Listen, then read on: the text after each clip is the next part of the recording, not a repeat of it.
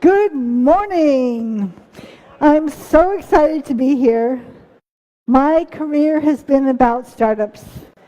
And I know that many of you are looking at creating something, and there is nothing more satisfying than to take an idea, going from nothing to have impact.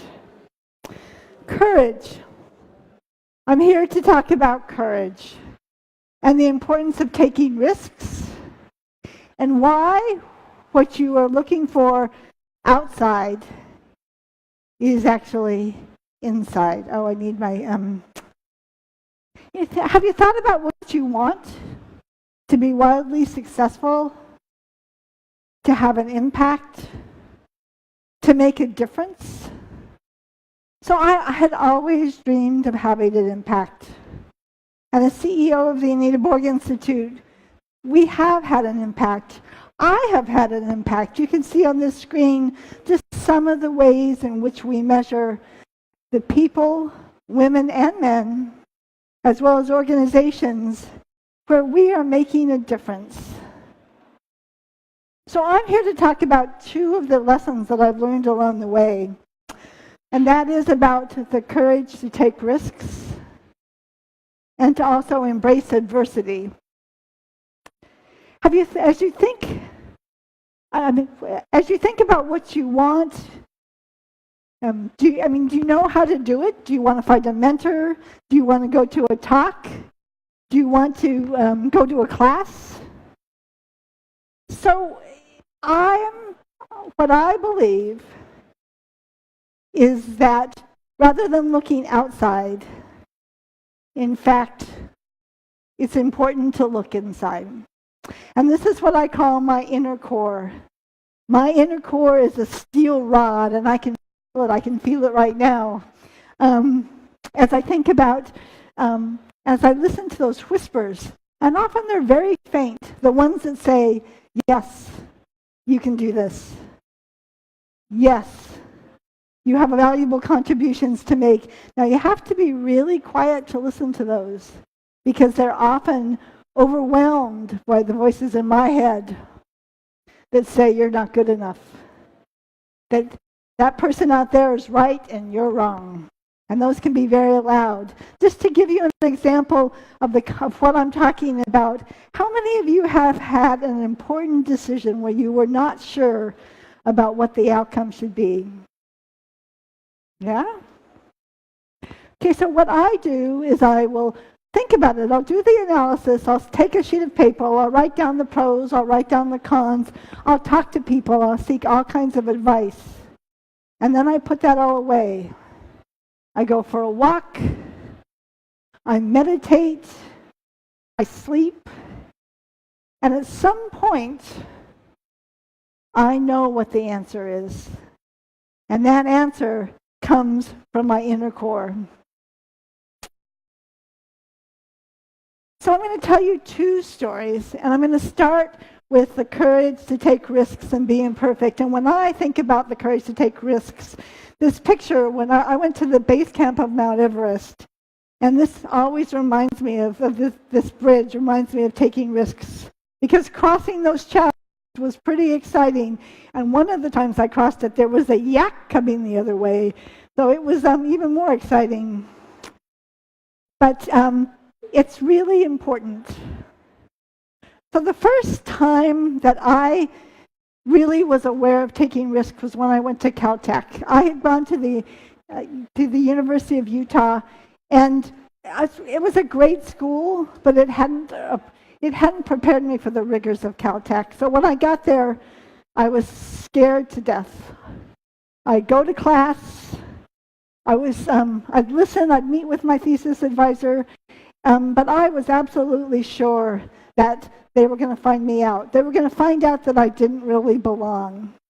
And what I now know, which I didn't know at the time, this was my first experience with this, was that is so common that it has a name, and it's called the imposter syndrome.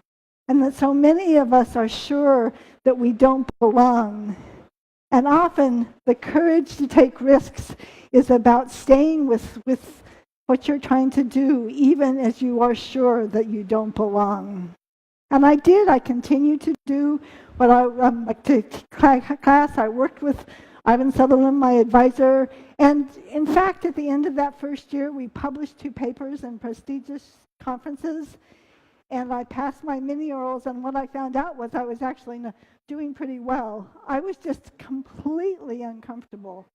I really wasn't sure. And so one of the things that I took away during that period was that it was the new normal to be uncomfortable. And so part of my journey was to become comfortable with being uncomfortable. And I really wasn't as prepared as I could have been. And so the courage to be imperfect was really important. And that you don't have to know it all when you take those risks. So I'd like to talk about a second story, which is about embracing adversity. In my journey, adversity, the lesson of adversity has really been the most important as I've gone down this path. I talked about going to the Anita Borg Institute. I became CEO in 2002, but let me paint a little broader picture. So my friend Anita Borg had founded the Institute for Women in Technology and then was diagnosed with brain cancer. And so I stepped in to help out. We were in really bad shape. And in fact, I resisted taking this job, but partly because I didn't know if I could do it. We didn't have any money. We only had one program called the Virtual Development Center that worked with all these universities. They were starting to drop out. The board had asked me to do this, and I had the board chair that was very supportive, Maria Clave, who's now the president of Harvey Mudd College. And I had other board members that really believed in what I was doing. But I had board members that were telling me they didn't think we were going to survive. I had other board members that went to the trouble of telling me that they weren't sure that I was the right person to do it. And so it was a very difficult time. And so I went back to that inner core. This is also in Nepal, and I like this picture because it reminds me that I can do so much, and it really is important. During that transition, Anita, as I said, was my best friend. She was dying. This was one of the last times that we went out together as a team. And so I went and I found my core.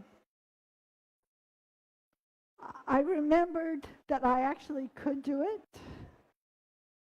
I was able to close some funding for people who really cared about what we were doing, and that funding allowed us to survive for another year. I cut our salaries by 10%. 2 months later, I laid off a number of the staff. And I went back to basics. I talked to a lot of people about what they were interested in. I went for long walks with board members. I talked to our community, who was very supportive of what we do. And I took it, and I kept stepping forward. And as I said at the beginning of this talk, 15 years later, we're doing well. But it was a journey.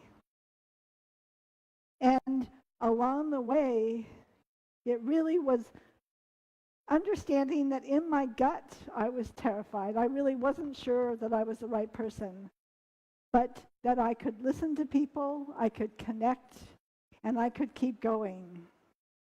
Once again, this inner core about fighting for what you want. And I will tell you that if you're in a startup, fighting for what you believe in, and remembering that you can do this, and listening to that inner voice will serve you well every step of the way.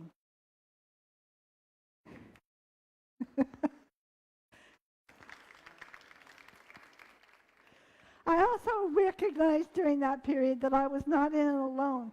Even at times when I felt like I was alone, there were people who really cared.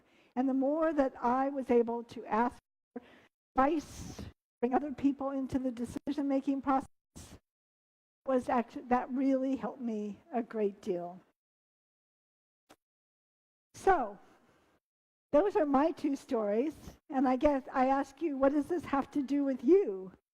And I ask you, are you willing to take risks? Are you willing to listen to that voice inside of you?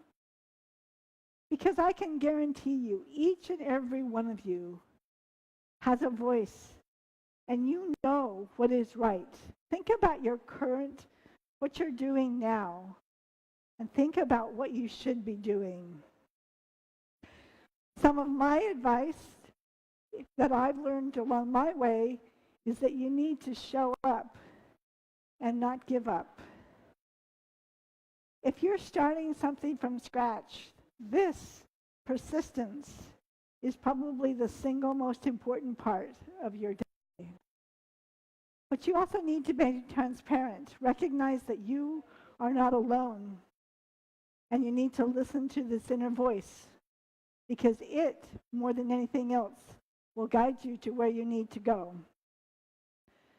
So in closing, I want to ask you a few questions. What would you find if you were courageous enough to listen to your own inner truth? Your truth. What actions would you take? And what would happen if you embraced the adversity which is all around us? I can guarantee you that the answers that you have will be different than mine.